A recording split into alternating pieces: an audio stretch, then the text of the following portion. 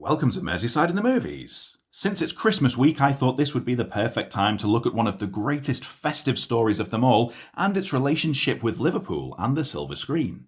The time has come for us to discuss Charles Dickens and the outstandingly popular A Christmas Carol. Dickens was born in Hampshire in 1812, and during his 58-year life he wrote what many consider to be some of the finest pieces of literature of all time. His books collectively have sold hundreds of millions of copies worldwide, and they've also been translated into every major language. But what specifically is his relationship with Liverpool? He first visited the city in 1838 when he was 26 years old. He'd been travelling across North Wales with his friend and the illustrator of his books, Hablot K. Brown, and they decided to further their travels so they could pay a visit to Brown's son, who was living on Rodney Street at the time. When in the city, he stayed at the Adelphi Hotel. After this, his visits to Merseyside became much more frequent, especially after the success of his appearance at an event hosted at the Liverpool Mechanics Institute, which would later become the school that Paul McCartney and George Harrison would attend, and which today is known as LIPA. Dickens read short stories and extracts of his latest work to a crowd upwards of 1,200 people. In 1847, he came as an actor, which was an extreme rarity for the author. He took the lead role in the farce Every Man in His Humour, which was on at the Theatre Royal. What's interesting about his appearance in this particular show is that it was for charity, with all of the funds raised going towards the construction costs of St George's Hall.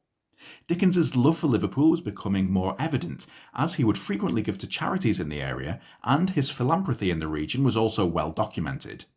Although never confirmed by historians, I do, however, think there is certainly something in the fact that Mr. Dickens was a frequent guest at the Adelphi, to which the adjacent street was Brownlow Hill, when a certain Mr. Brownlow happens to be such a prominent character in Oliver Twist. Once St George's Hall opened in 1854, Dickens regularly gave lectures there, as well as what became known to the public as penny readings.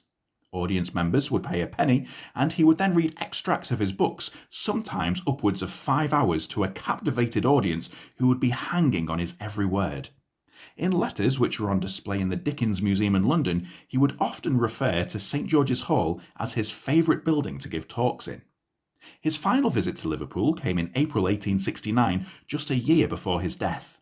It was part of his farewell tour due to his growing health problems, and the plan was to run 5 days' worth of events at St George's Hall. However, demand was so great that the venue had to be changed to the Theatre Royal, with St George's Hall instead hosting a series of banquets in his honour during his stay. In the 1890s, cinema started becoming a popular form of entertainment, but films then tended to be static shots of scenes from everyday life. However, soon enough, the idea of adapting popular novels became appealing to filmmakers.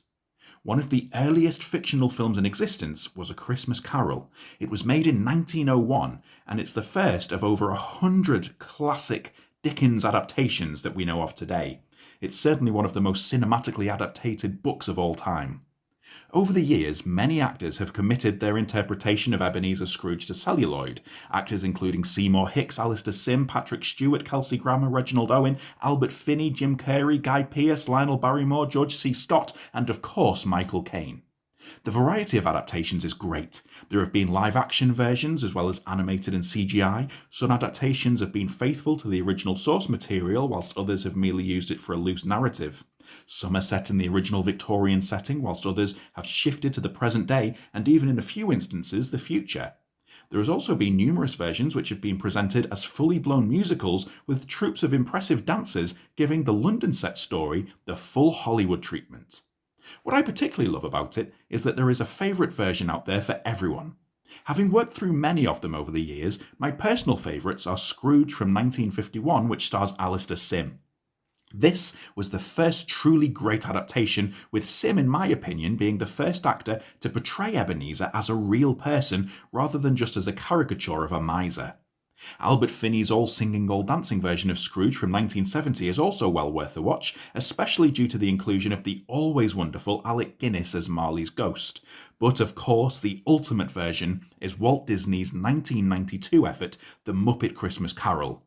Michael Caine and Kermit the Frog go together as perfectly as your Christmas dinner and a fresh batch of gravy.